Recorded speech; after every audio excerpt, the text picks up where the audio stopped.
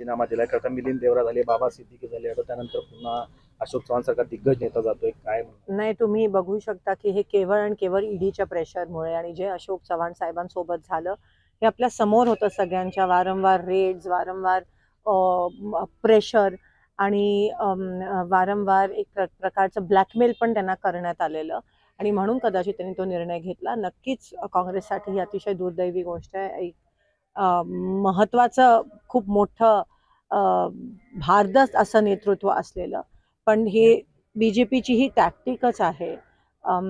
ते प्रेशर दाखवून आणि ब्लॅकमेल करून अटक असेल, ईडी असेल, प्रत्येकाला त्यांच्या भवितव्याचे विचार करावे लागते आणि त्या पद्धतीचं ब्लॅकमेल करून बीजेपी हे प्रत्येक पक्षाच्या नेत्यांना आता त्यांच्यामध्ये घेण्याचा प्रयत्न करेल. काँग्रेसचे 2 माजी मुख्यमंत्री भाजपमध्ये येणार असं म्हटलं गेलं हे होतं. सगळे त्यातले एक तर गेलेले आहेत, दुसरे बघा, सुशीलकुमार शिंदेचं पण नाव ह्या चालू आहे. सगळ्या अफवा आहेत. साहेबांनी मी ऑलरेडी स्पष्टीकरण दिलंय त्याबद्दल मला काही बोलायचं नाहीये.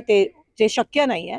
पण अर्थात जे काही आज चव्हाण साहेबांना हा निर्णय भीतीपोटी असेल, प्रेशरमुळे असेल, तो निर्णय घेतला तो अतिशय काँग्रेससाठी दुर्दैवी. काँग्रेसच्या विचाराचा हा नेता होता. भाजपमध्ये आता त्या वाटचालीकडे जातो. म्हणजे एकीकडे 2 सध्या त्यांनी राजीनामा पक्षाचा दिलाय, काँग्रेस पक्षाचा. त्यांची पुढची काय असणार आहे ते अजून त्यांनी डिक्लेअर केलं नाही. नक्कीच त्यांचे वडील मुख्यमंत्री होऊन गेले, त्यांच्या मिसेस पण आमदार होत्या. मी त्यांच्याशी देखील बोलली.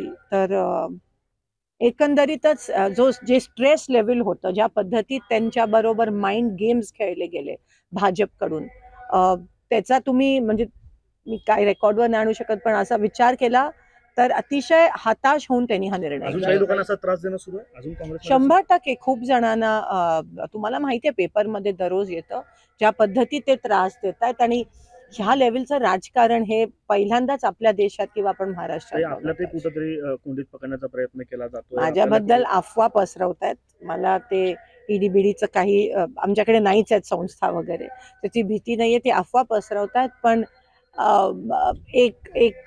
एक भारताची नागरिक म्हणून माझे जे तत्व आहेत, ज्याच्यासाठी मी राजकारणात आली, तत्व ते एनिवेज पटत नाहीत मला बीजेपीचे किंवा काँग्रेस सोडून इतर पक्षाचे, तर तो निर्णय कधीच होऊ शकतो. राज्यसभेवर काही परिणाम होतील तर या सगळ्या याच्यामुळे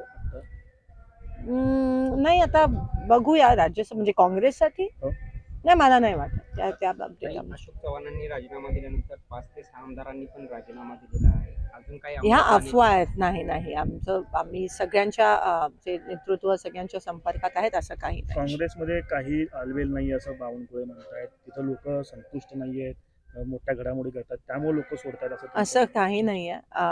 पक्ष भक्कम आहे. तुम्ही बघताय की आज आम्ही तळागाळात जाऊन कार्यक्रम घेतोय. आमची पक्ष संघटना काम करते. हे फक्त बीजेपी आम्हाला अनस्टेबल दाखवायचा, पोर्ट्रे करायचा प्रयत्न करते आणि ज्या पद्धतीत ते प्रेशराईज करतात सायकोलॉजिकली आमच्या नेत्यांशी ते प्रेशर आणून खेळतायत, ते करतायत. पण काँग्रेस हा विचार ते संपवू शकणार नाहीयेत आणि कितीही आम्हाला हलवायचा किंवा अनस्टेबल बनवायचा प्रयत्न केला तरी ते त्याच्यामध्ये यशस्वी होणार नाही. शंकरराव चव्हाणांचं घराणं झालं, विलासराव देशमुखांचं घराणं किंवा पतंगराव कदमांचं घराणं किंवा आता आपलंही घराणं, ह्या प्रत्येकांच्या वारसदारांकडून किंवा त्यांच्याकडनं वेळोवेळी सांगितलं जातं की काँग्रेस आमच्या रक्तात आहे. आता अशोक चव्हाण तर गेलेले आहेत. अमित देशमुखांना पण अधूनमधून ऑफर असतात.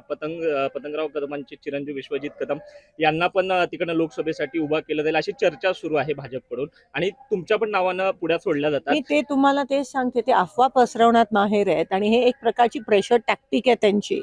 तुम्ही बघू शकता ती प्रेशर टॅक्टिक आणि लोकांच्या मनाबरोबर कसे खेळतात हे राजकीय लोकांसोबत नाही, पण सर्वसामान्य भारतीय नागरिकच्या मनाबरोबर पण माइंड गेम्स करतात. 15 लाख असेल, वेगवेगळे आमिष दाखवून कसं ते ब्लॅकमेल आणि इमोशनल करण्याचा प्रयत्न करतात. काँग्रेस षडयंत्र जात आहेत.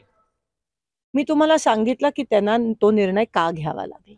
काही महाविकास आघाडीला याचा काही परिणाम होईल काँग्रेसमधून असे मोठे नेते गेल्यानंतर? नाही बघा, काँग्रेस हा एक विचार आहे आणि महाविकास आघाडी भक्कम आहे. आज महाराष्ट्राला ही भक्कम नेतृत्व देणारा हा पक्ष, हा हा राजकीय पक्ष आहे. महाविकास आघाडी एकत्र 3 पक्ष आलेला आणि एकंदरीत तुम्ही बघू शकता की महाराष्ट्रात महाविकास आघाडीच्या बाजूनी जो आहे कल जो आहे तो वाढत चाललाय आणि हे त्यांना माहिती आहे भाजपच्या लोकांना. म्हणून आज महापालिका निवडणुका पण घेत नाहीयेत, स्थानिक स्वराज्य संस्था निवडणुका घेत नाहीत, कारण का कुठेतरी येणाऱ्या इलेक्शनमध्ये लोकसभा किंवा विधानसभा नक्की महाविकास आघाडीचा कल हा भाजपपेक्षा जास्त आहे. काही प्रकाश आंबेडकरांची पण भूमिका संभ्रम निर्माण करणारी आहे. मागच्या निवडणुकीला पण ते नाही, आम्हाला पूर्ण खात्री आहे की आमचा एकच शत्रू आहे आणि तो आहे बीजेपी आणि ते त्यासाठी सगळे समविचारिक जे प्रश्न आहेत ते महाविकास आघाडी बरोबर शेवटपर्यंत टिकतील आंबेडकर आणि आले तर- वंचित बहुजन आघाडी पण, कारण का सगळ्यांचा शत्रू हा भारत आहे, भाजप आहे आणि आमचे तत्व आहेत की भाजप जो जात पात धर्म मानणारा फक्त हे आणि काम न मानणारा जो पक्ष आहे त्यांच्या विरोधात आज आम्ही लढत आंबेडकर महाविवाद येतील अशी खात्री आहे तुम्हाला? आहेतच आहेत ते ना? आहेत ना.